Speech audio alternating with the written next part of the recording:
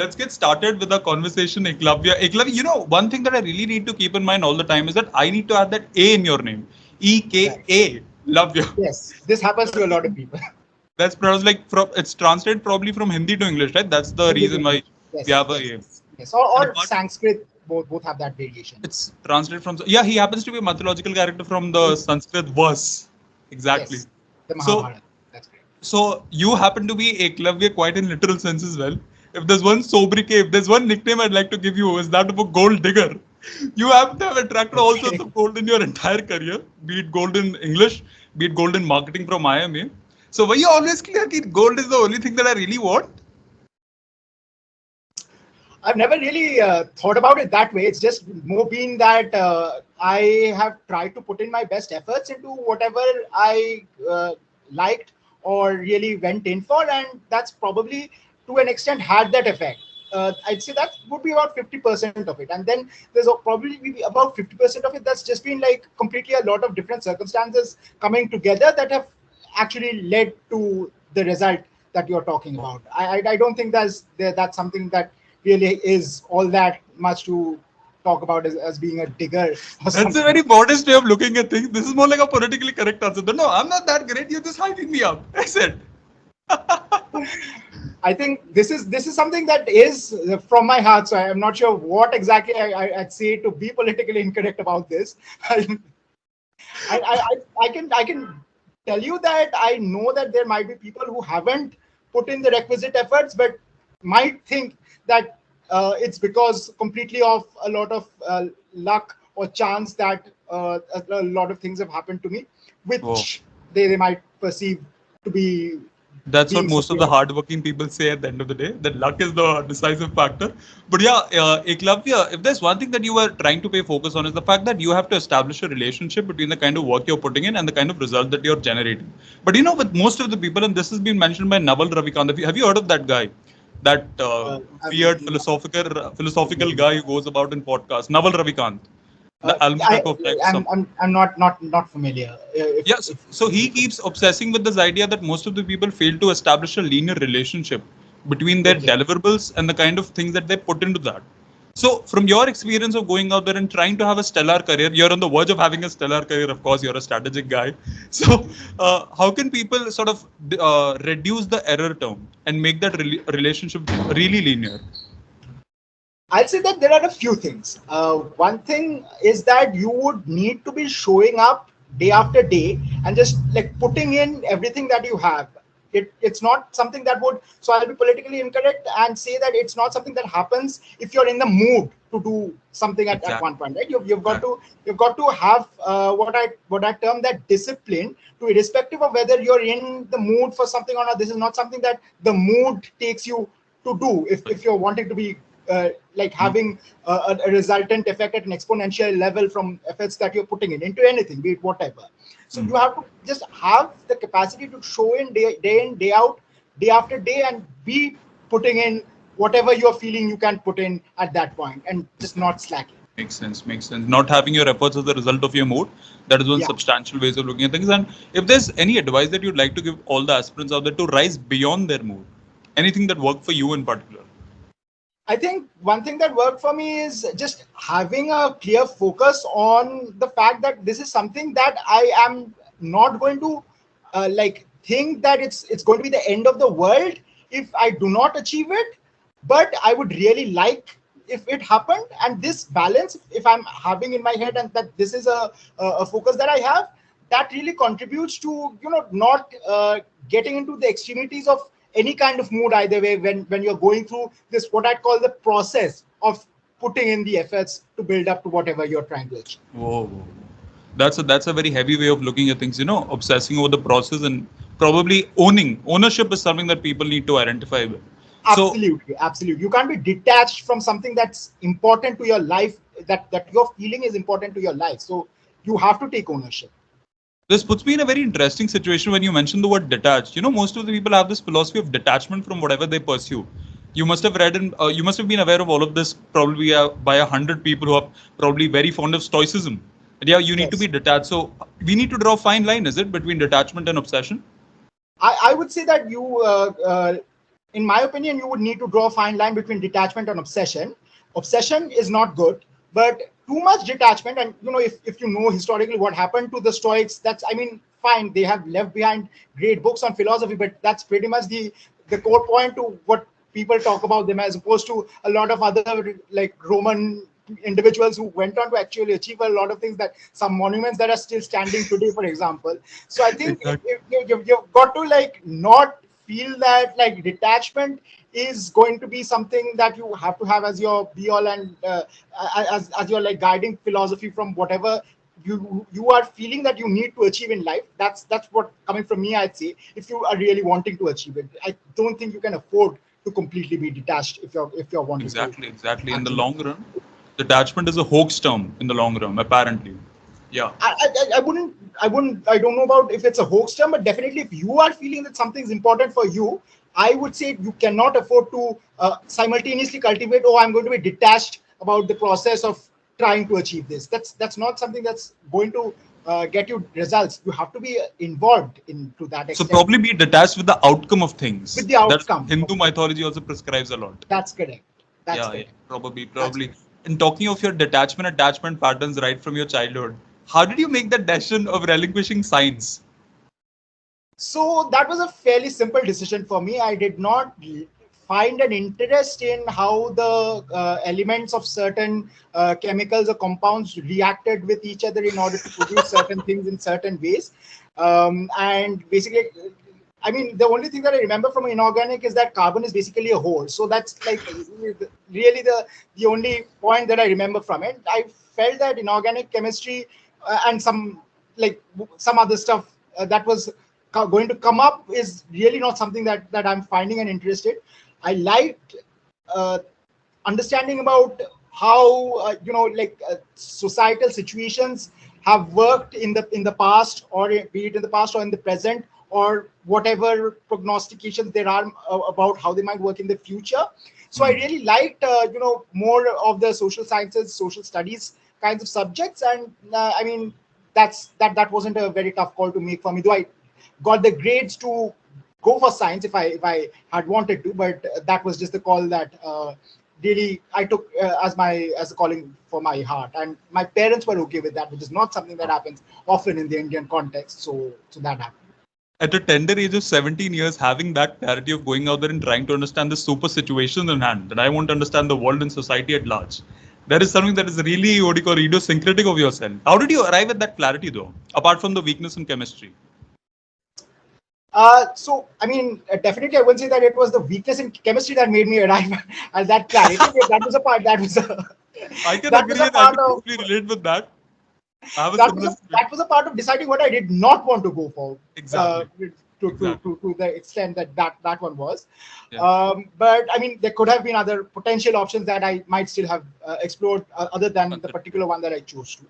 Yeah. So the thing that really decided me for that is, I would reiterate just that I really enjoyed two things. One, whenever in an academic setting I was getting to study history, political science, philosophy, sociology, or of course literature, which is what I It was the backbone of your life till date. which is exactly. I think what I was feeling is that this exposure to a number of potentials that I, living in my one life, would not be able to ever actually achieve by myself, um, is something that I want to get more exposure to.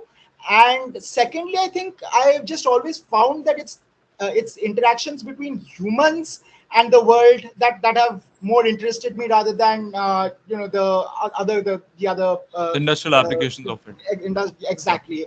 And whether it be in whatever I was observing around me, or in the academic texts, as I was speaking of. So I really did not like it. There was a very natural thing for me that I felt that, okay, this is what I'm feeling, at least at some level, a certain clarity I'm wanting to go forward with. A little clarity goes a long way in dictating what your life is eventually. Yes, Makes sense. it Makes does. sense. And talking of your experiences as an undergrad of English honors, am I right? You pursued this thing in English honors, right? That's correct. Yes, I'm a BA in English honors, then an MA, After and that, then you an went MA. on to become a master's in English as well. So, what Yes. was that experience like? Getting to be a part of that cohort where most of the people are obsessed with reading all sorts of novels, all sorts of fiction, limiting themselves to poetry. So, what was that experience like?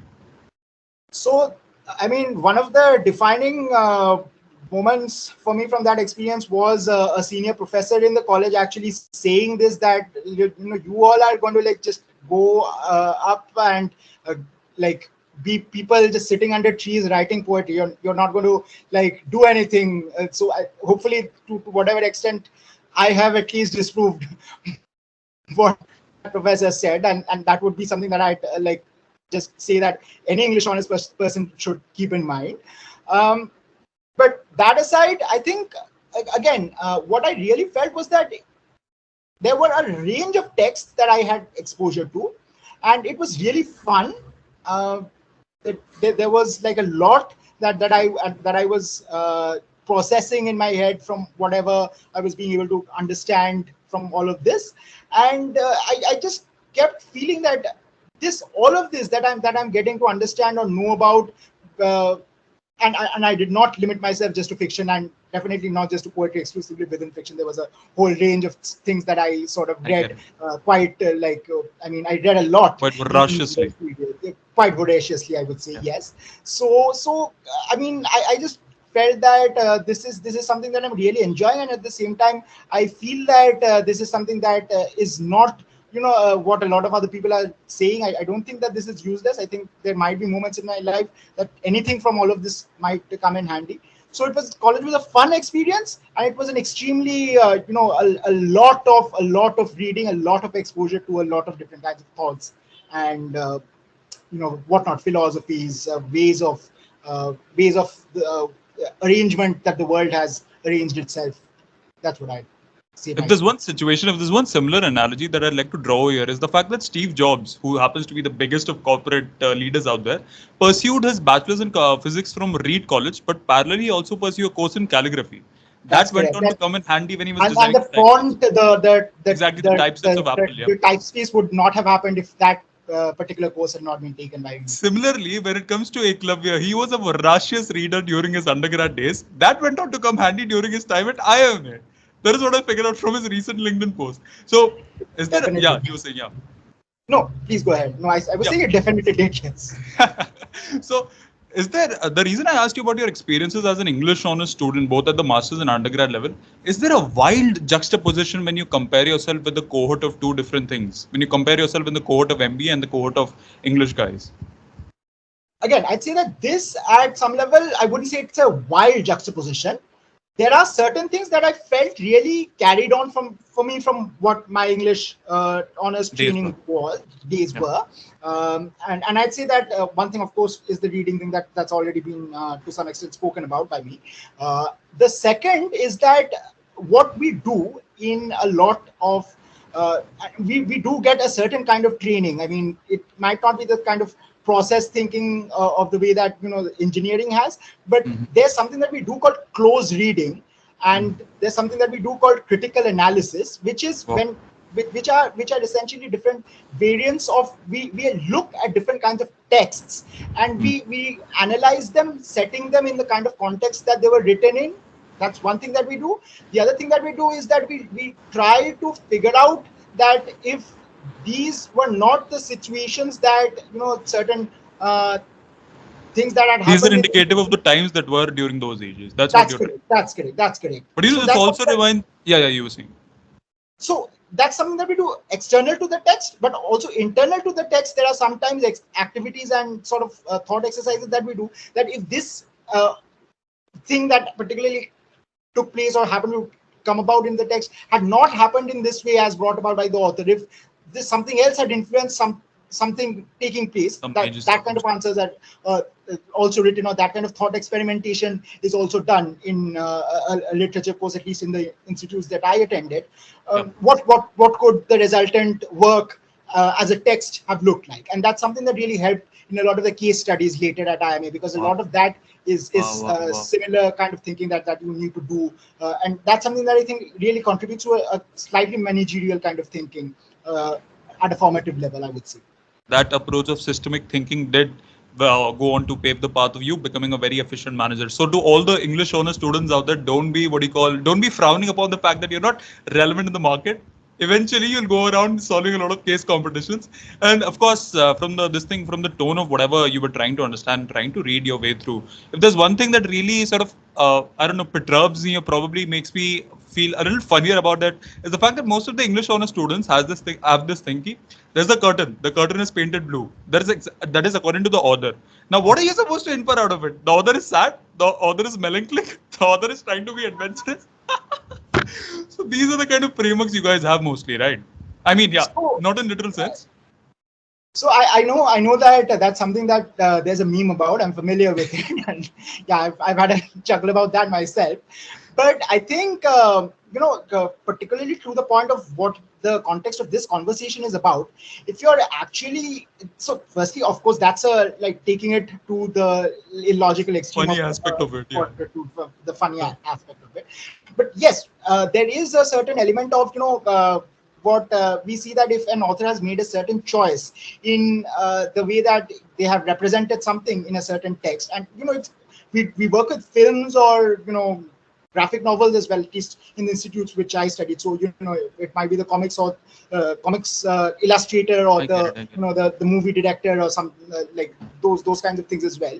So if there's a certain choice that they have made in a certain way that's having a certain representation in the text, what exactly could be the other implications in the contextual situation that is in, coming from that, just apart from the fact that whatever is being observable at a surface level, that I think is something that really like helps at a later stage if you're going on to do an MBA, that I found, because there are often things that you are perceiving at a certain surface level is something, but then you are if you're being able to place that in the context of this happened because of all of these things, and these are all of the things that could potentially happen because this thing happened, that kind of thinking really comes together if you've done this previous kind of work much more easily and a much more natural fashion, is what I establishing causal relationships. That is what you're trying to.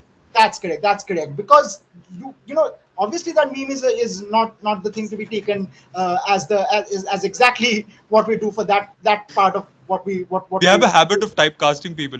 We have a habit of typecasting people, but I think I mean that intentionality between why a certain choice was made, that and think the exercise of thinking rigorously about that and whatever might have influenced that.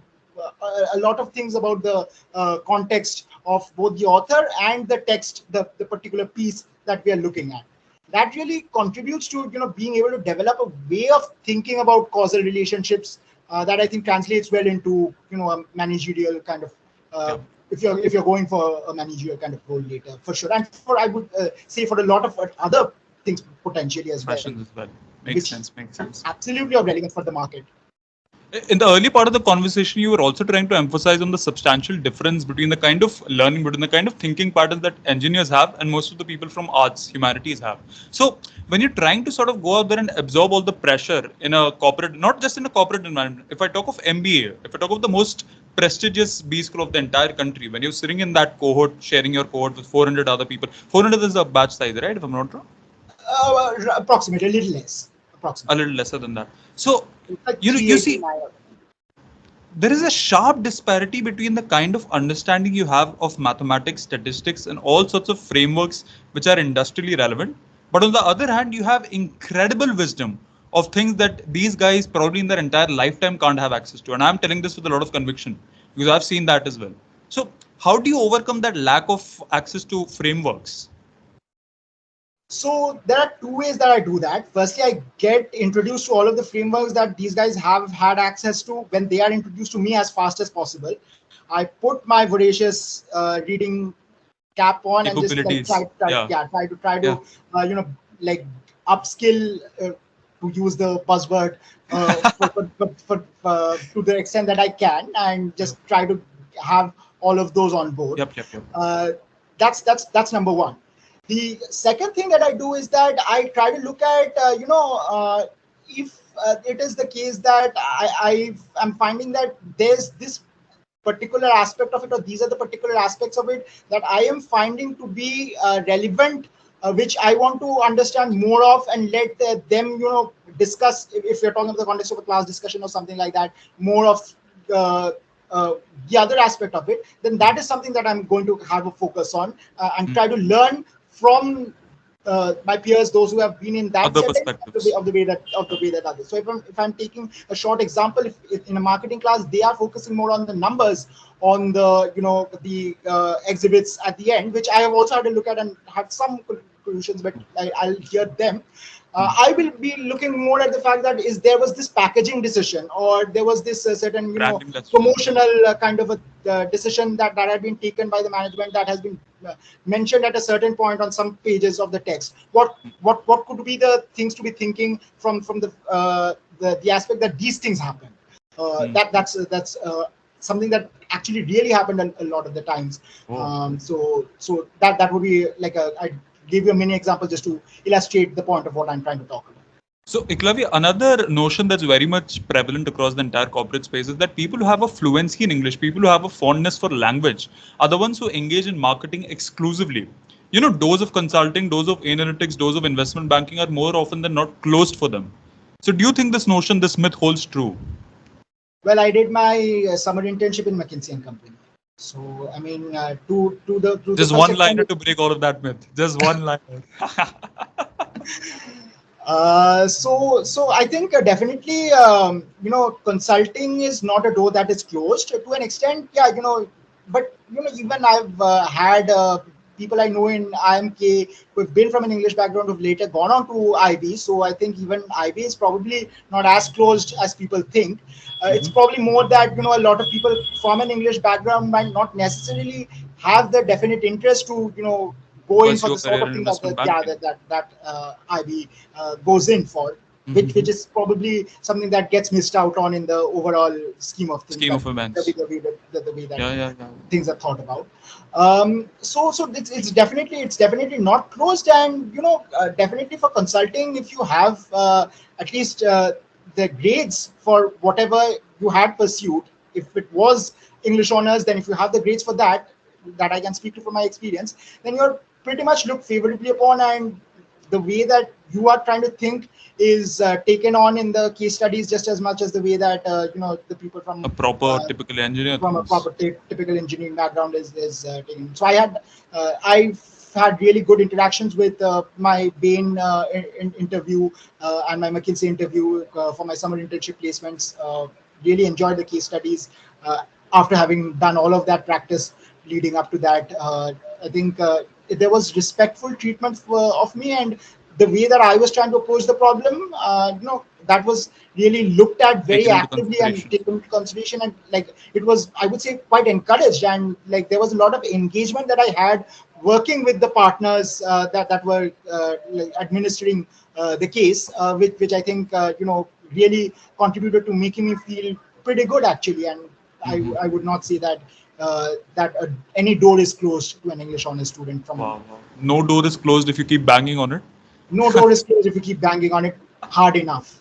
Hard enough. Yeah, this is giving a lot of what you call there's terms which are a little misleading as well. So let's not get into them. But Ekalavya, you mentioned that a few of your friends also managed to land a career in investment banking. So in that period of 1 year, when you're indulging in the first year of your MBA experience, upskilling of such an extent where an English honors guy is going on to make a career in IB. So did they have It's this? an English honors girl, by the way. It's an English honors girl to be correct again. So having that upskilling of that significance, can you imagine that? I mean, the same approach, finding the frameworks, talking to people. I don't know what they did and what worked for them, but I mean, hats off to them. That's something that I personally don't have an interest in, would not have gone in for. But yeah, I think it's phenomenal if someone's been able to achieve that. Another a very very close friend actually went into an analytics role with like a with a very reputed firm Wow. for the final placement. And I mean, hats off to the people from this background who are achieving these kinds of things. I think it's Wow. phenomenal, but it's being done. So I mean, really, it's So will it be reasonable enough to say that MBA happens to be a level playing field for all the people out there? regardless of your academic background, you're going to pursue a career in equality. I would absolutely say this. So I differ on this one. If you know Anindya Longwa, I think you know. Yeah, I think pretty much everyone on LinkedIn knows Everyone, him by he's a now. star, is it? I happen to have a recording He room won with some him. award as well. Yeah. So I think I've Unstop read some of something, it. right? Yeah, let's not go into that. Yeah. Yes, some Yeah. creator award. Yeah. So I think I've read some of his posts, and obviously he comes from a similar background. So I've read some of his posts where he goes into a little bit of the nuances of what I think he talks about what you can and cannot achieve coming from an arts background. And I think that there is something that I differ with him on that. I have seen examples which absolutely prove at least to my definite knowledge that there is nothing that you cannot achieve coming in from an arts background into an MBA if you've got the interest for that particularly. So I would say it's an absolutely field. You've just got to have, if you have that interest, then you've got to be really passionate about it. You can't afford to be detached, one thing. And the second thing is that you've got to be putting in the efforts for whatever that thing is that you're wanting to achieve. Wow. Whatever Wow. you have your eyes on. If you have those two things straight, is my opinion, I'm seeing that people are pretty much achieving whatever they are wanting to achieve, coming from whatever backgrounds that they want, or at least, Interesting I mean, focus. getting there. I mean, it might not be At least immediately, but getting the access to the opportunity at the end. getting the Yes. access to the opportunities. And Wow. Wow. it's not necessarily that if something's not worked out immediately exactly in the way that they might have envisaged, there's always that potential. And as long as there's a potential for something, you can not say, in my opinion, You're that the supposed door to has closed. pursue it. Yeah, exactly. So, Ekalavya, building upon that as well, when you were mentioning that you got into McKinsey for your consulting SIP. So, again, the upskilling part again. So, how did you go about trying to understand numbers? Numbers happen to be the backbone of consulting. So, did you have any problem? Did you face any aversion as well? I would say that I faced a little bit of aversion because the way that the actual internship experience unfolded. Uh, the way that a lot of the formulae on Excel that one was working with, or that kind of thing, it was not something that I had a lot of previous exposure to. And initially, I was not finding that I was completely interested. I was feeling as much interest in the minutiae of all of this as I thought it previously might have been the case. So there was a certain level of aversion that I was initially experiencing, but over the course of my internship, like there was a lot of help that I had from my team at McKinsey, and I would not say that I kept up that level of aversion to it by the time that the internship ended, for sure. Aversion is bound to subside when you're thriving in a cooperative environment, right? Absolutely, Eventually. absolutely, absolutely. So, after that, talking of your placements in second year, went on to land a role of strategy. So How did that? it was a general management role initially. Due to whatever considerations, ultimately a PPO did not work out, and I mean, I felt that this was there were a lot of issues around the final placements. So I went into a certain way of thinking of what I exactly wanted to envisage as my future, and then what happened effectively was a general management role. So I had my management traineeship, and now I have been placed for my first formal position in a strategy role. A In, strategy role. So that in the office. Gen Man role converted after a year into a strategic role. That's what you're trying to So, say. so my firm is a conglomerate, right? It's a Indian conglomerate, and I am currently in the Office of Growth and Strategy for them in the new business initiatives team. Mm-hmm. So what They is the have what? a Yeah, yeah. lot of other, like the more traditional kind of, I mean, general management really is everything, so strategy is also part of that. So they have a lot of different roles that are available. They just put people into where they think a person might be a best fit, I guess. Exactly. People who can probably be a jack of all trades, if I'm not wrong.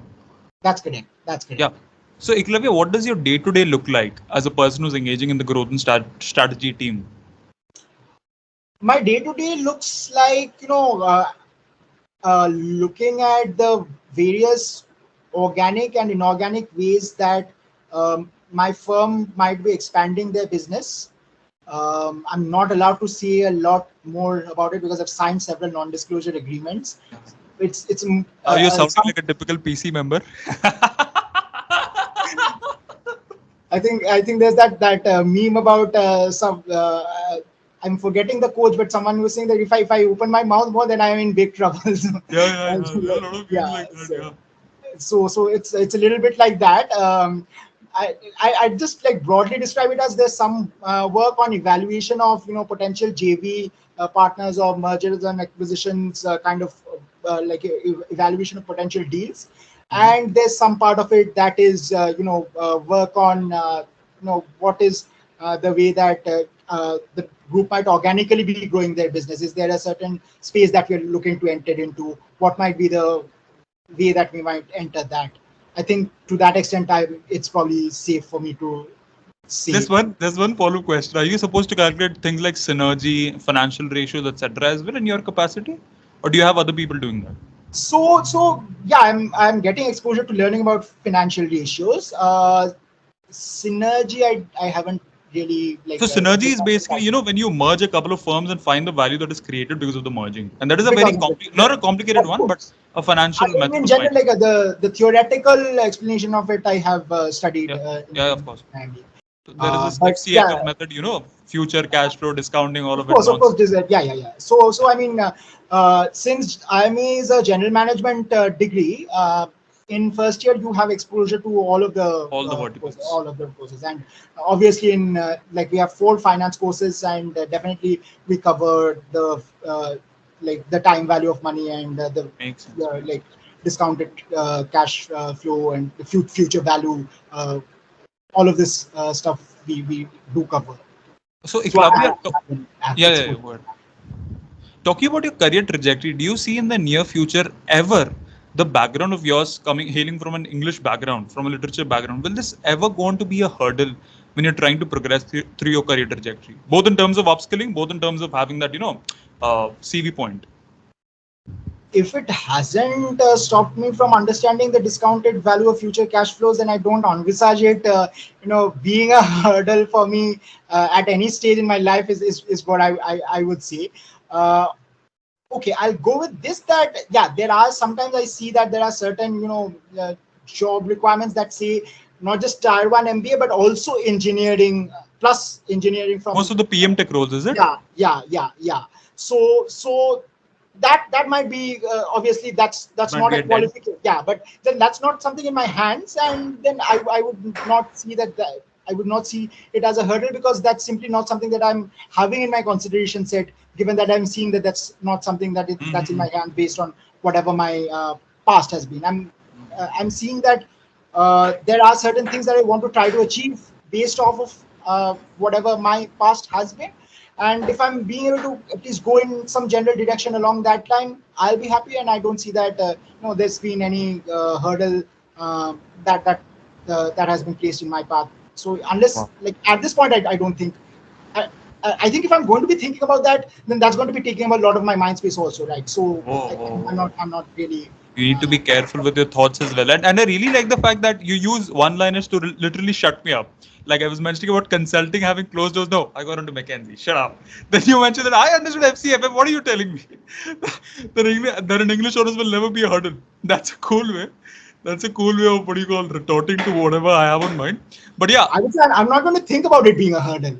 Let's I see. get it. We'll see what happens. I have my fingers crossed that eventually, it doesn't go on to become a hurdle as well. I hope that. Thanks a lot for that, Kripal. And Appreciate it. building up on your time at IIM-A as well. So Anandya was on my podcast and he was mentioning a very funny thing about IIM-A.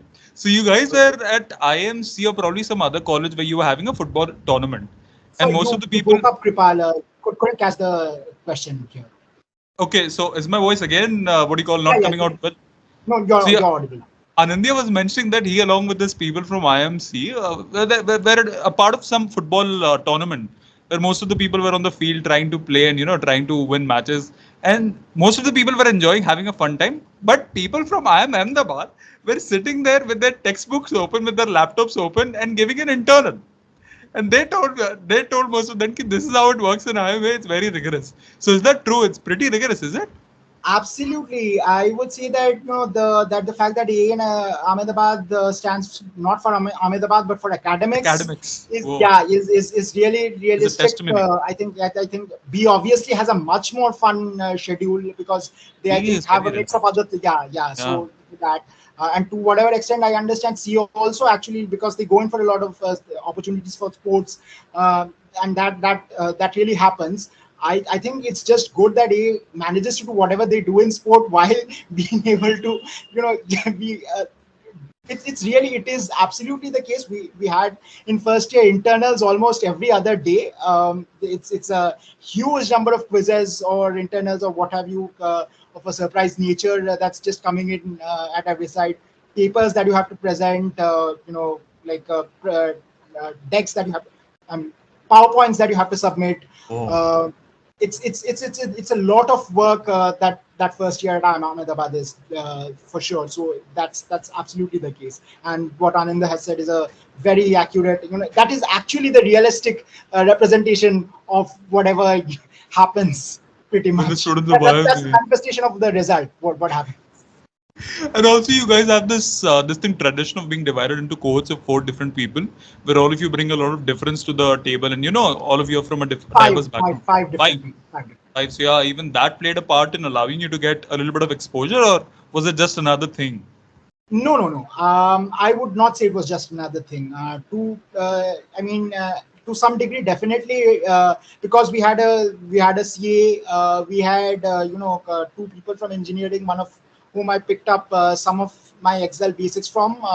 Like pretty much whatever knowledge I was being able to gain in Excel happened for me from like one friend that I had who essentially though of my age was a senior to me in IIM-K, and I was getting a lot of help from her and these couple of people in my study group in the first trimester Trimester. who were engineers, and that is where I got a lot of my foundation, to whatever degree I got some foundation in Excel initially from, because the way that the class happens, sometimes it's not easy It's to pretty pick it. fast paced, is it? It's very fast paced. It's more like a refresher course.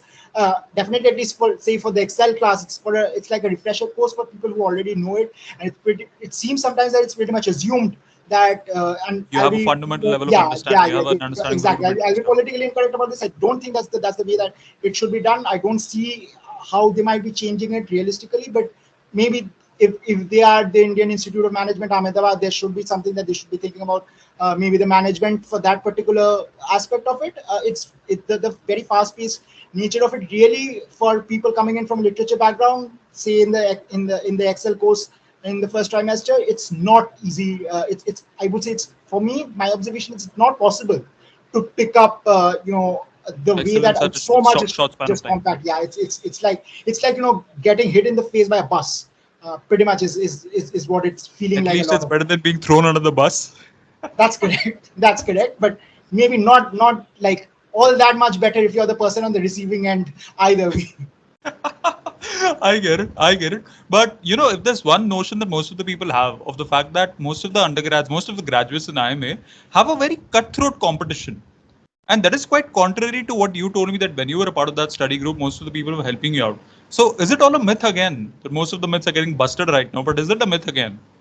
Uh, no, so that one particularly might not be a complete myth. There's definitely competition on campus, but I think I prefer to see more of the positive side of things, and that's the way that I prefer to approach. I've had a long time in life coming to this kind of philosophy, and I think it's there's such a lot of cooperation that you do see as well in something like the kind of circumstances that I just described with my first study group. I think there is a lot of that as well, and I would prefer to think that at whatever larger level and in the greater scheme of things, this part outweighs the nature of the competition, which, let's face it, there's going to be some amount of cutthroatness potentially with the way that the system sets things up. So Wow. And if there's one thing that probably most of commerce and management teaches us is the fact that competition betters output. Is it? So I actually disagree with that. I think it's Now it's getting more. interesting. So I think if you are focusing on maximizing the pie overall, making the pie greater, then like I think it mathematically also works out that potentially you could get your That's a piece of good it to point. become greater as well, to a much a much larger extent than you might have been trying to get as much of the pie for yourself as possible, which is essentially, like, in layman's terms, what I think we're talking about here. And I think I Probably what actually people disagree are with that. trying to imply from that is they're talking of consumer welfare. If I'm not wrong, pi stands for profits, of course, but people are trying to talk about the I would maximized describe it as welfare for, I think consumer value. now we are seeing that there are things like the environment that also become a factor, right? So which have been ignored for a long time, in the way that The mainstream media, the way that a lot of thinking things are in organized. other disciplines have gone on, and we're Yeah, seeing yeah, the results of that all around us as we speak. So I think completely. I would describe it as like making greater welfare for an entire system as a whole, For which an entire includes not just ecosystem. the so not just the n number of players, but that n plus one number of players, where the plus one is also the the greater The system at set of large. the system at large, than just the set contained within. That makes a lot of sense, Ekalavya. Yeah, yeah, yeah. And so, moving ahead with your discussion, moving ahead with your trajectory as an IIM-A student, you ended up landing a role. You ended up landing a gold medal at in the field of marketing. So, how did you I go about it? How tend did to you put yourself? unfortunately make a habit out of that. Sorry, sorry. I tend to unfortunately seem to make a habit out of that. I think the Exactly. people, You literally justify the word gold digger. I think that definitely there probably has to be some level of, like, whatever planetary alignment, or like a patchwork of, like, lucky breaks and arbitrary kind of things happening, No, you're just acting which humble. No, you just try to be humble. This is what Nitin Kamath does. Whenever anybody asks him, "Oh, what's your reason for success?" He just got lucky. Gods of luck were very favorable to us. That's what you're trying to say. no, so you see, like, look, let's be one thing, let's have straight, and here I'm going to be serious about it, because I think that there's an element. I have definitely been fortunate enough to have been born, let's say, into a family which could afford to send me to a good a set of Premier educational B school. institutes. Yeah. Exactly. And that's not something that, like, I've not been born into a family which where Which the is person was deprived. going supposed to work on the fields, or like some like be all Which is struggling to make both occupied ends with meet. picking up calls in a call center, something like that, all of the time. And definitely you can't say that that's not luck, right? There's definitely been an element that I would be like saying I'm ignoring if I'm not acknowledging that there has been that aspect of it which has definitely been lucky for me. So, guys, Eklavya literally called generational wealth a luck, a factor that is influenced by luck. That's a good way of looking at things. Yeah. I mean, the ways that those generational wealth might have been amassed is probably not, That is what my but problem with capitalism is. the effect of being born into it, I would say, yeah. I mean, what is that? But this my perspective. People are free to disagree, but I think that's winning a genetic lottery of a sort. Genetic Being a lottery, exactly. Like people you're get genes you're of good height, etc. exactly you're being a member of a certain sperm bank club, whatever, like of a certain kind. So, Exactly. So, Eklavya, apart from that, yeah, you were talking about how you landed this thing gold medal in marketing. So, you mentioned that there is a good decisive factor of luck. But apart from that, anything with regard to preparation for the course, that reading, all that exhaustive reading? sure. So definitely, I mean, I think there are a lot of people like Gates, or I mean, what's that guy's name?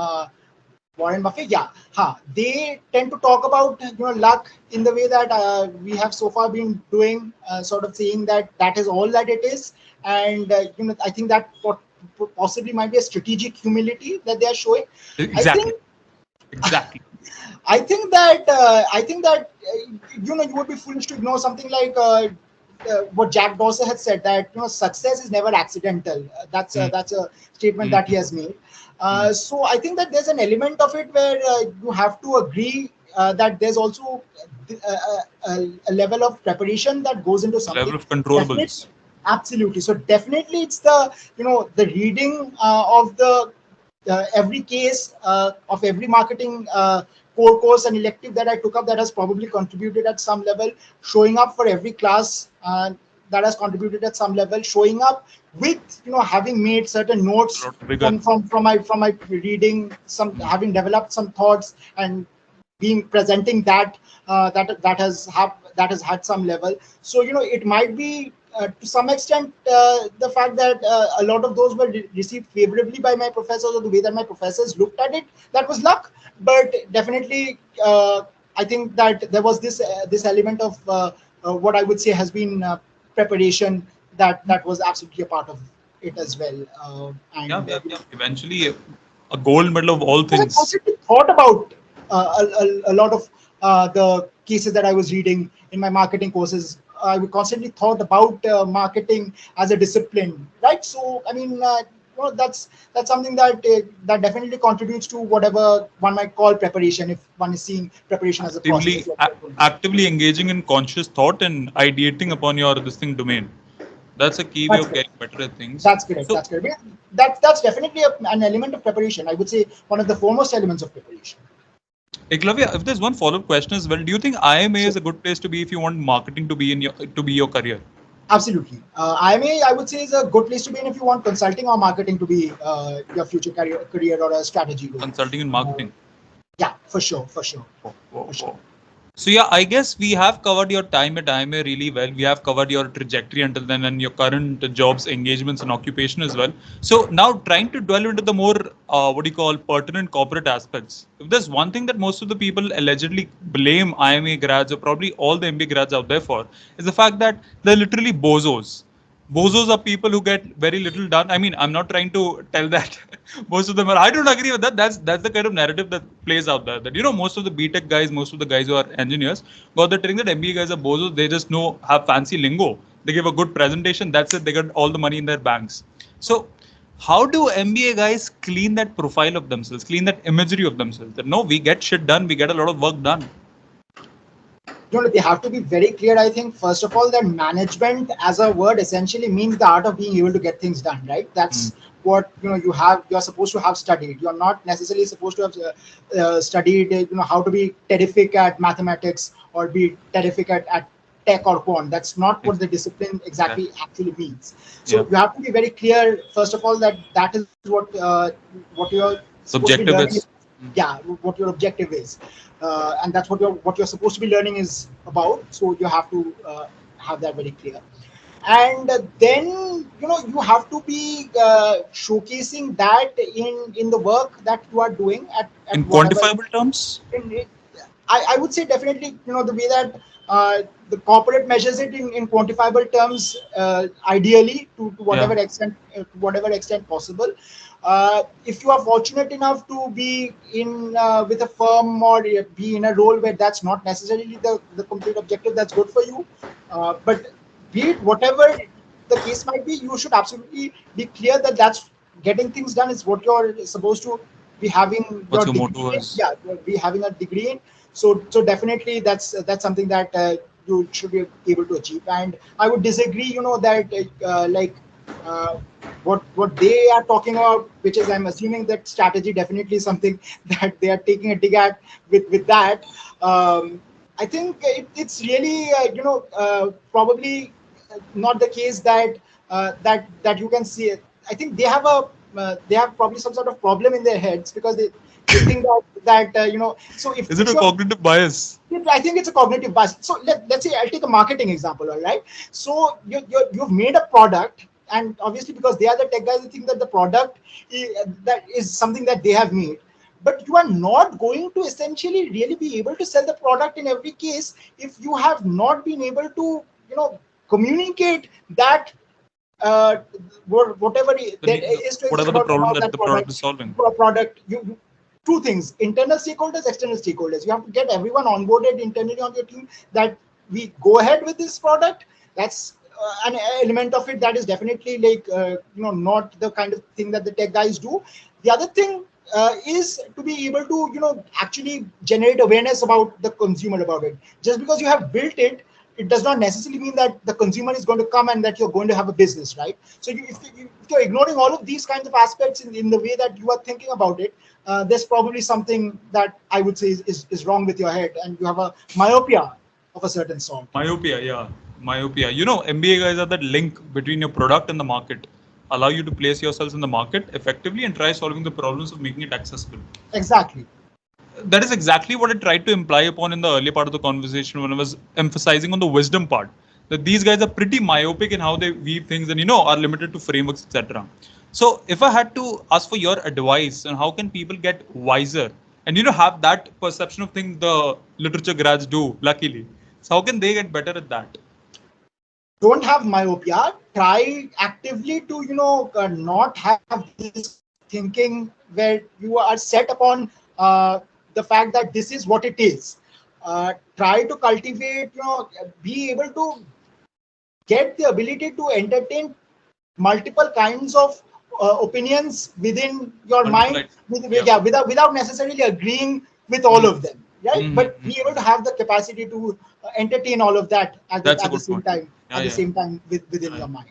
And secondly, try to look at as many aspects to a thing as possible. Do not fixate on certain particular aspects, and do not have a firm opinion on a certain thing that is not influenceable by things that come up, different set of factors. Things different set of factors, or even things that you are yourself getting exposure to if you open yourself up to that exposure. So if you have those two things down pat, I think that's a lot of what essentially literature graduates are supposed to have got some amount of training in already with their graduation. And I think that is something that might be learned.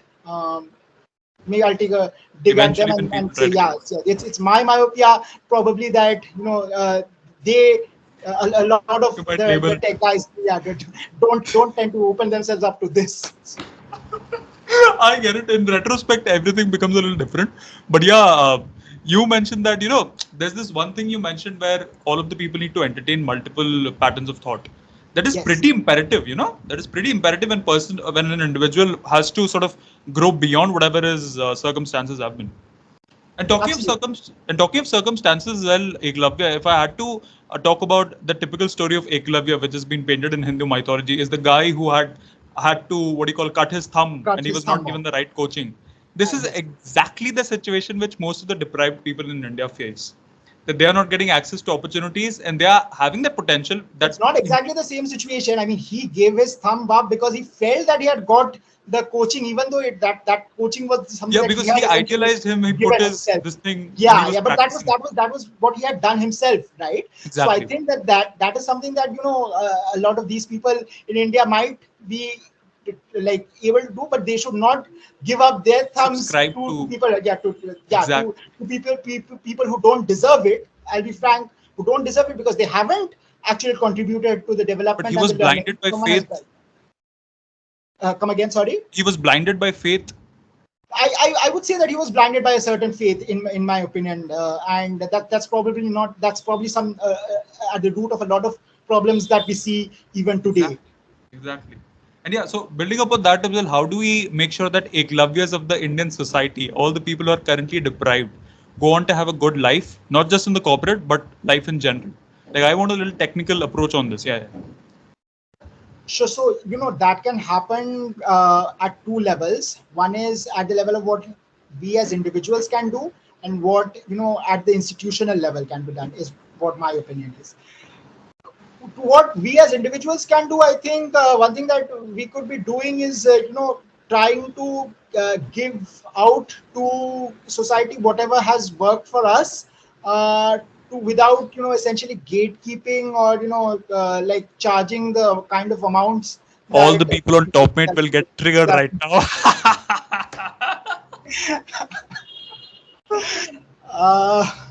I will not comment on that. But I think one thing is for sure, the fact that you have to be conscious that maybe some things that might have worked out for you have happened because, again, of the luck and a certain set of factors. And if you are essentially capitalizing on that and you don't even know if what's worked for you is going to necessarily work for others, someone, so for all others, right? So if you're withholding those and imparting that something that might not even work for making that them damn a person, benchmark right? is faulty. Yeah, and making them pay through their nose for that. There's all sorts of complications with that as a system that I see for sure. So I think we should, at an individual level, we should all be contributing in whatever ways that we can to like try to give out and not gatekeep whatever has worked for us. Maybe it helps some person, and that's the way that they are ultimately able to get a way to access an upliftment of their position out of it. And at an institutional level, I think we as a country need to work on developing more stuff like light manufacturing, if we are talking about generating employment as something that we can have. I think that's something that we need to do. We need to look at ways that we might be getting more opportunities for individuals to get into, because I think that's essentially a core part of what the function of a government Our manufacturing sector is plagued. That is what you're trying to say. Exactly. Yeah. It's supposed to be so they're supposed to there's got to be opportunities that have got to be created out of that. There's a lot of, as I understand, there's a lot of wasted potential in agriculture, which is not actually being gainfully employed. For example, you've got to find ways to pull them out of that, because otherwise they're going to be stuck 15% of the GDP, 60% of the employment. Exactly. So you've got to be finding ways that that they are being able to get pulled out of that, which is essentially, like, as I think, It's a cyclical. Yeah, it's a self-repeating cyclical kind of thing. And if that's happening, there's no way that what you're talking about is going to get achieved, as I see it. So we have got to find ways to be able to do this. And so to that extent, we've got to put up more institutes. We've got to put up ways that we can Generate employment, get projects of the kind that can generate employment, which are not particularly of the way that people with a certain high command over English and high technical skills only will be able to enjoy. That's something that we've got to look to building, is what I would say. Reducing gatekeeping and ensuring that India goes on to become a much better equipped country. These are the two pertinent solutions to this problem, I guess. Yes. So yeah, Ekalavya, that was gatekeeping. Reducing gatekeeping. Yeah. Reduce. So that was perhaps the most energetic 57 minutes of conversation we had, with the resplendent hope that KKR goes on to lift the trophy tomorrow. Absolutely. I mean, we have had a lot of non-politically correct talk about it.